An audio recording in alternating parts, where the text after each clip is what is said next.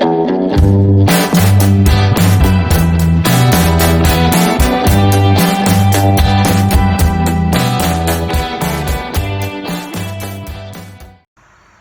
back everybody to Everyday Off-Road.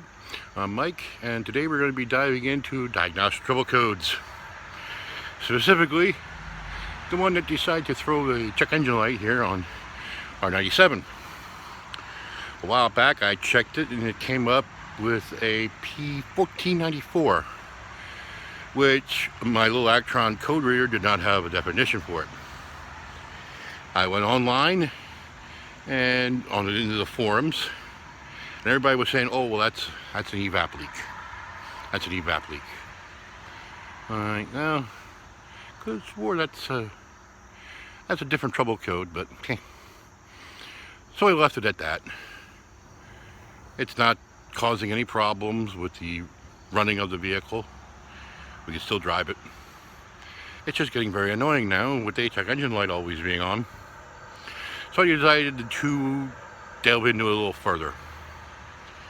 I went in and I found an online factory service manual, and according to the factory service manual, the 97 and 98, the 1494 is a failed leak detection pump. I know the 97 and 98 had them. I know the 99 has them, that being the WJ, not the ZJ. Alright,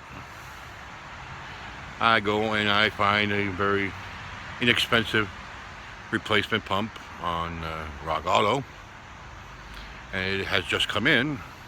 So what do you say we go over there and replace the leak detection pump?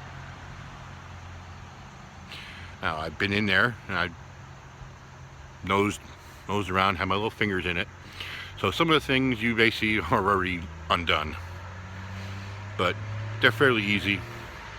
I believe it's going to be a couple minute job, less than a half hour, if that. So grab your 10mm and your 8mm flat-bladed screwdriver and your beverage of choice, and let's go. The leak detection pump lives right down here.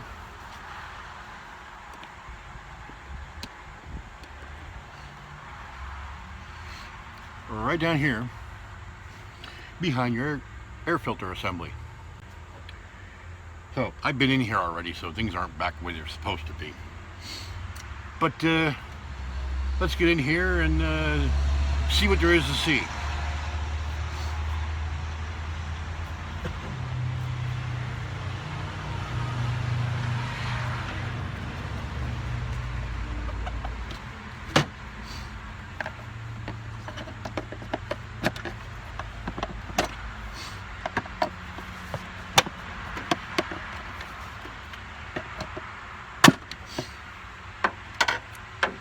You will have to remove your air cleaner housing, not just your filter. Come on, boy. Coming out.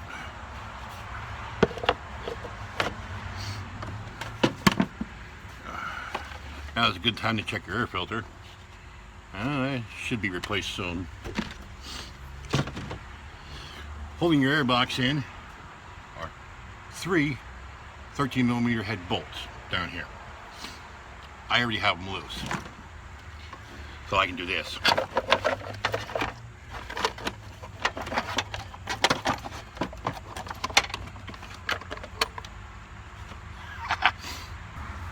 As you can see, there is quite a jumble down here.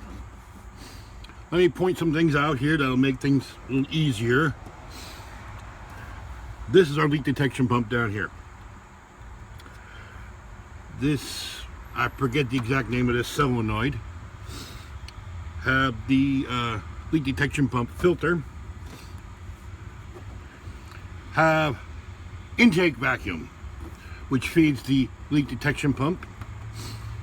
This vacuum line here, that feeds the solenoid. you also have one hose that goes down to the canister, which is underneath the bumper, or behind the bumper. This whole assembly is held in with 3 8mm head screws. I've already started here, so this is actually loose. One of the things you want to do is be careful with these plastic vacuum lines, as they can be very brittle, and you end up pulling your hair out if you get a slight crack in one and you'll be chasing an evap leak. Right now, I'm going to pull off this vacuum line here, which feeds the leak detection pump. Get that out of our way. The solenoid has a rubber grommet right here. You just pick up and turn. Now, I have disconnected the wiring already. This solenoid can be moved out of the way after you have removed the vacuum line off the bottom of the manifold underneath the throttle body. Easily moved out of the way. Now you can get to the 3 screws. One here, one down there, and that one. Like I said, I have the wiring off already, but you can leave it on until you have unbolted this from the fender well. You do not have to remove the filter right now. So, let's get this guy out of here. Like I said, I was in here already.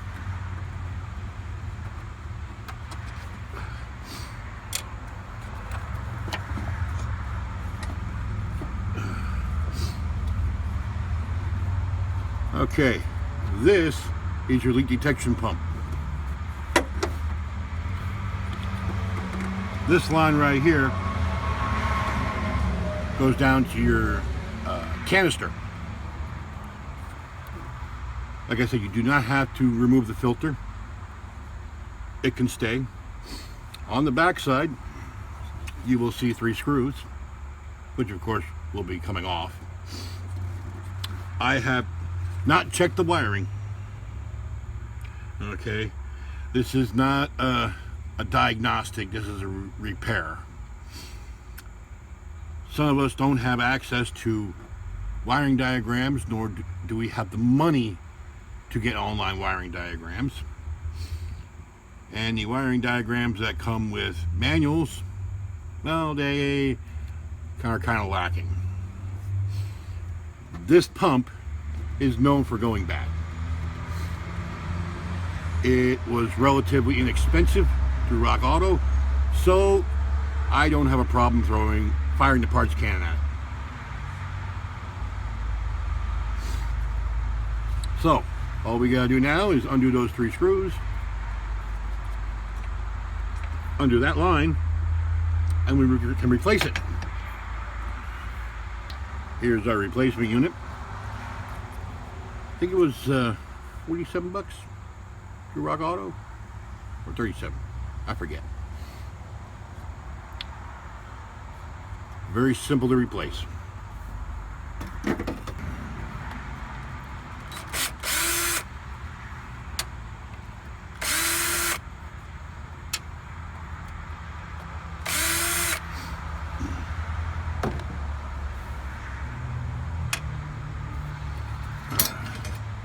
Now just give it a little twist, and this should come right off.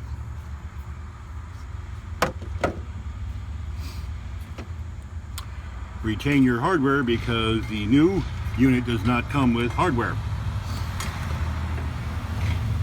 Get these caps off.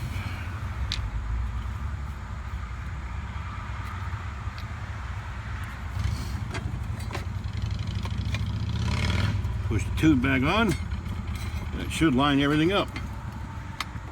There it goes.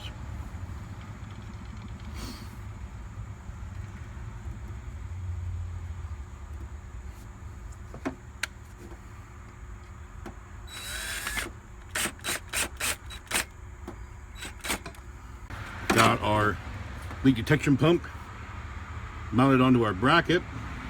Now is a good time to install the electrical connector. Reason why, it's in reverse.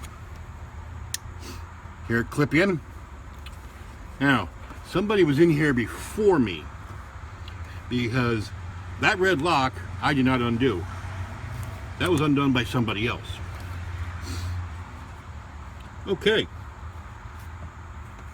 I guess we're ready to put them back in. Don't forget to hook up your evap canister. And it tucks into a little hole.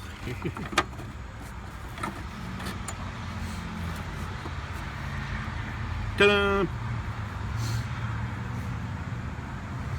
Now let's get some of these screws started here.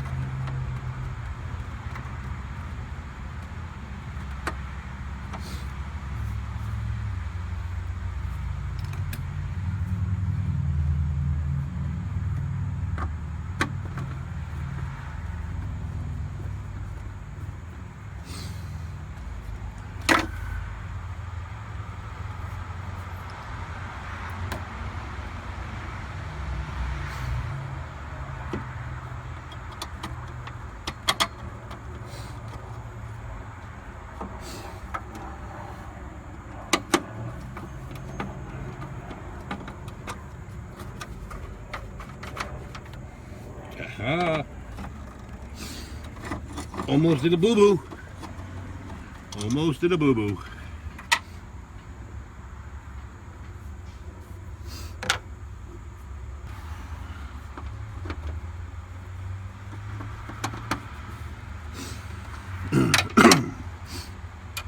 What I'm referring to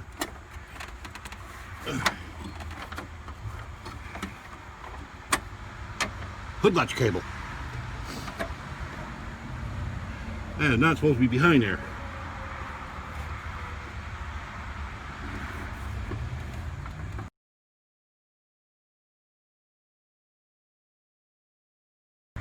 Okay, leak detection pump assembly is mounted. You can go and take your solenoid, slide it down onto the tab like so. Connect the vacuum line back up. When I find it, there we go.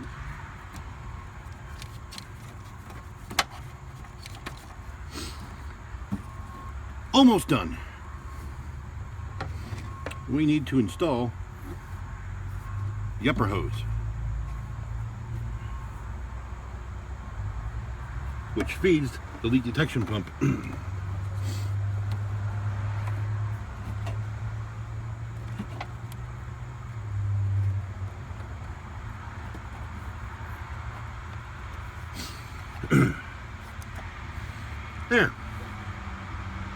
There we go. All there is to do now is put the air cleaner assembly back in. And what else? Oh yeah, clear the codes. Yeah, command sent. We're done. Check engine light is out. For now. All that means is the monitor has yet to set. We need to drive this thing till all the monitors are set, and the evap is the last monitor to set. So we're going to take this thing for a little spin. I highly doubt it's going to set it, but stay tuned. Put a sock up the check engine light. Hey, there you go. How to replace the leak detection pump in your 4-liter ZJ. If you have anything to say, comments, questions, concerns, criticisms, feel free to leave them in the comment box below. Looking forward to seeing what you guys have to say. If you haven't already, hey, do me a favor and subscribe to my channel. If you like the video, give us a big thumbs up. I do have a Patreon if you find it in your hearts to help support the channel. I cannot leave it in a link up here or over here or anything like that because I do not meet the requirements from YouTube. But there is a link in the description box below. So, Everybody around here at Everyday Off-Road, I'm Mike. I'll catch you guys later.